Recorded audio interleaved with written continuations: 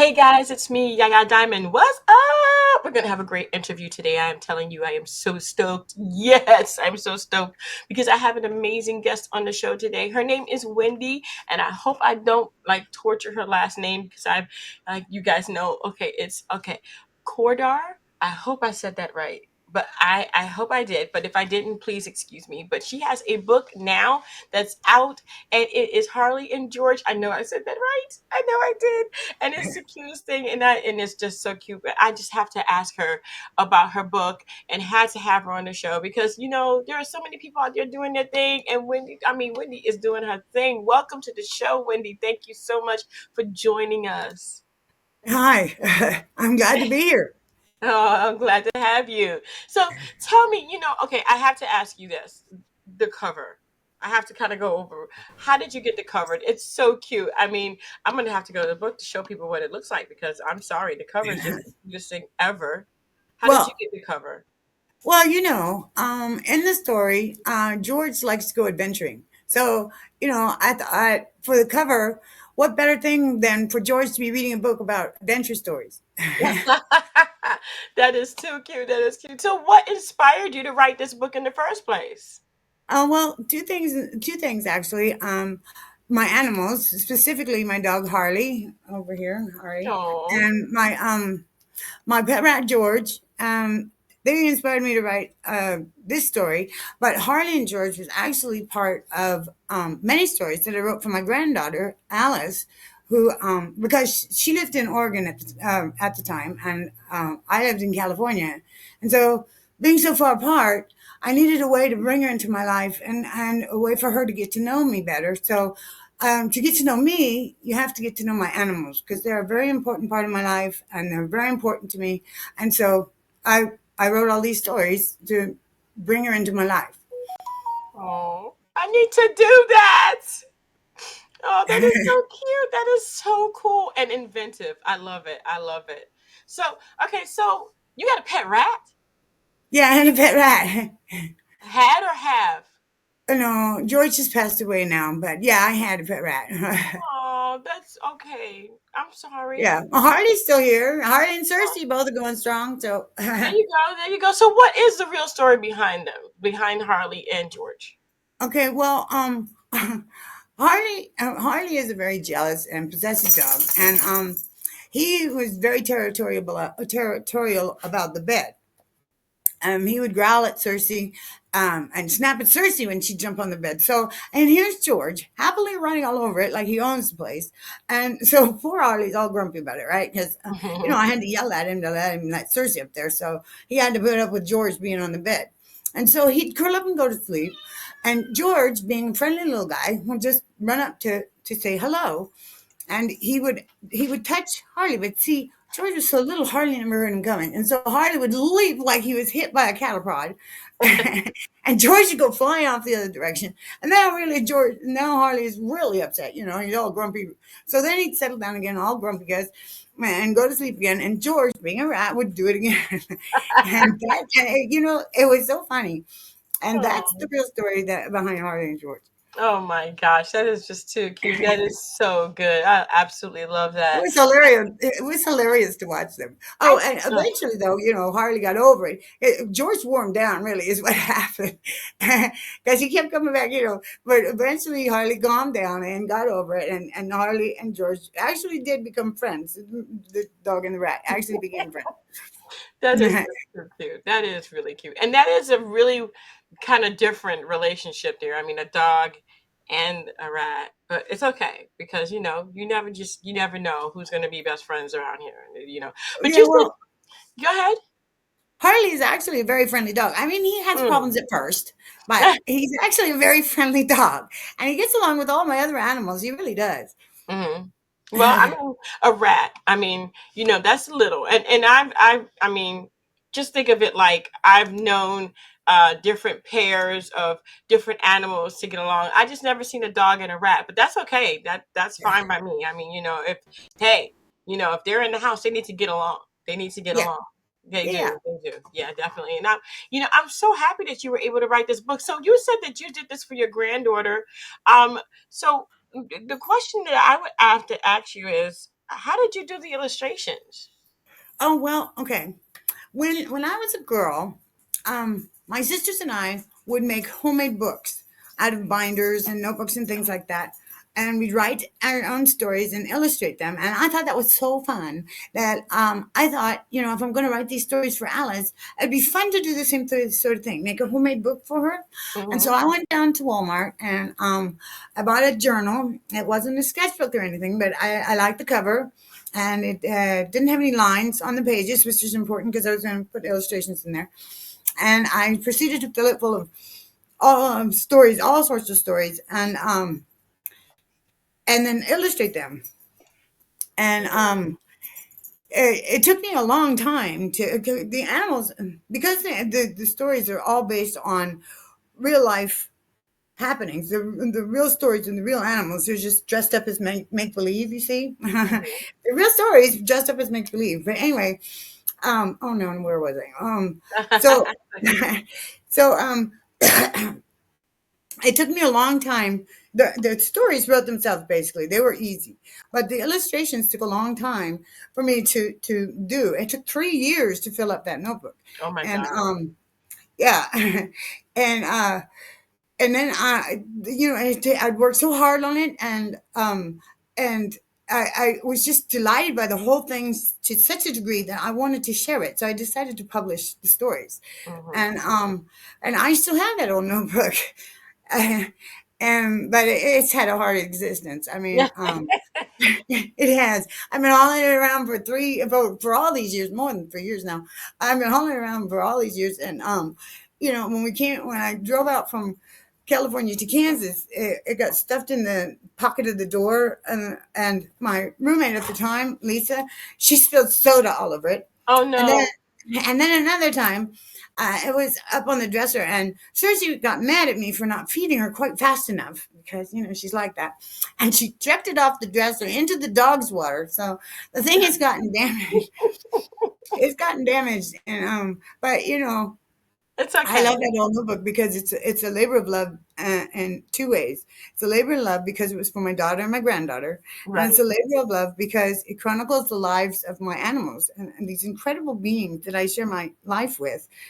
So I cherish that old notebook. My God. That beat a battered old notebook. I cherish that thing. I hear you. I hear you. So tell us, more about the animals behind the stories. I mean, and how many stories do you have? I have 11 stories written. That's including Wow. Harley and George. And then I have several others sketched out. Um, and and there's more coming every day because the animals just keep living and adventuring and interacting with each other, and I just sit back and watch the whole thing unfold, and just follow along as it all unfolds, and who knows what stories today will bring. Definitely. Wow. And so all of the animals are real animals. Yes, all of the animals are real animals. So what kind, I mean, Some of besides, this, I'm sorry. go ahead. I was just saying, I was going to besides the say, dog, do you have other animals? I mean, I know that the mouse passed away, but what about any other animals that you've had? oh yes, well, I've had lots of animals. Let's see, I've had chickens. I've had mice, not just pet rats, but I've had actual mice. Um, uh, and uh, let's see. Oh, and there was an encounter with a raccoon we wrote a story about, and uh, and then there was just the wildlife around the trail. There was the lizard, the blue-bellied lizard, excuse me, blue-bellied lizard. And there was the quail, and there was a jackrabbit, and all these animals get incorporated into books. Mm, wow. So yeah, That is wonderful. I love but your imagination. I absolutely love it. I mean, I just it's an amazing thing. And so Harley and George is just one of the books that you've done, but you've done many others, and that is so good. Wow. Wow. So okay, so I have to say this, and a lot of people you know, they maybe make excuses for not doing things, and not being able to do things, or not being able to write a book or to do something that they've always wanted to do. They make excuses for it. But you have a disability as well. But there are no excuses. Tell me about this. Well, I have schizoaffective disorder and an anxiety disorder. Hmm. Um, so the schizoaffective disorder, as it's been described to me as like a person, like a person with schizoaffective disorder is like a bipolar schizophrenic. So I have mental problems and emotional problems, and then I have the anxiety disorder on top of it. So I get really nervous and anxious and jittery, and can come across as very high energy. Yeah. Mm, but if you let these things hold you back, if you let them stop you, then you're stopped. Then they win. You know what I Yeah. mean? Your disabilities. I mean, it's not easy, but nobody has it easy. No. You know, Yeah. nobody has it easy. Um, Everybody has their problems. mhm. Yeah, I I just think you're wasn't going to amazing. let this stuff stop me. I think you're Yeah. amazing. I think you're amazing. Well, thank you. I think so. I really do think so because a lot of people, like I said, would make that excuse of not doing something because of this or not doing something because, but you, I mean, you're amazing.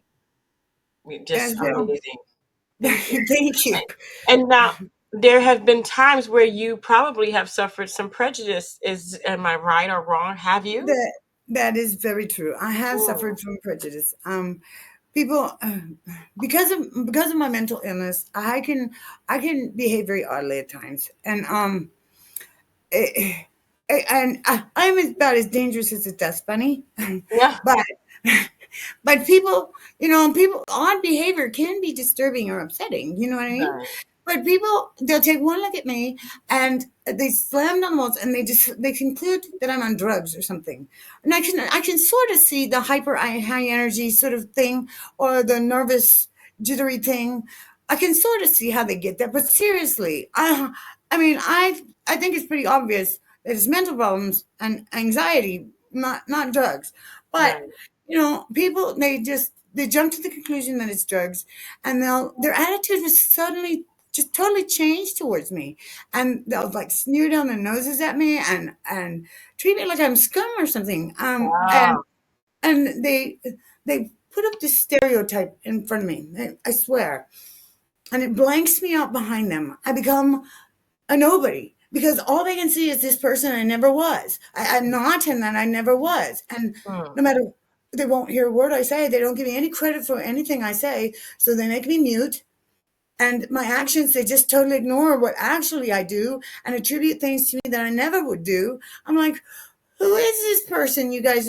I mean, and it's especially bad when it's people who are supposed to already know you. You know what hmm. I mean?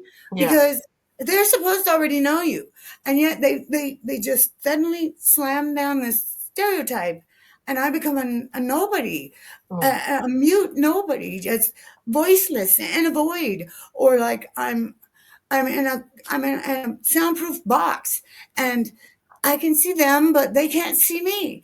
And I'm screaming and pounding on the walls, and they're oblivious. And it's like the worst thing that's ever happened to me to become a non-person with no voice. It's horrible. mm. I mean, it's very traumatizing. I And know. and you know, that's why I say talk to people, because Hmm. people don't talk to me. If they would ask me about my behavior or ask me why I was so nervous or jittery, I could Right. explain why I was Yeah. this way. But they don't talk to me. But if you talk to the person and really listen to what the person has to say, that makes them a real person to you, and Hmm. it gives them back their voice, gives the person back their voice, which is so very important. Yeah. And making them a real person to you is what will stomp out prejudice. Hmm. So that's why I say talk to the people, talk to them. Because if you don't talk and you don't let me talk, then you've tied my hands and I'm helpless, and it's not fair. Well, you said a mouthful, sister. You said a mouthful. I understand you completely. Completely. There is no, Sure. I, I do. I get you. I get you. And I understand. And I empathize. And I've been there. And I Yeah. know. And I know. I definitely know. But now you have a voice. You have your book out, and I'm so thankful that you do. And I'm so happy. Harley and George can be acquired on Amazon. The link is in the description box as well as the QR code in the corner, just in case you want to check that out for yourselves. I want to thank you, Wendy, for being on the show. It's just been such a pleasure having you, and such a pleasure, to have you tell people that this is not like contagious. Hello? You're not gonna like, touch a person and get what they have. And No, and make sure that you talk with people. Definitely talk right, with people. You want to make sure right. that you're there. I mean, if they have an odd behavior, they're not on drugs. It's got to be something different. Come on, how long have you been around this person? Seriously? Yes, I Yeah. know. Mhm. And Yeah.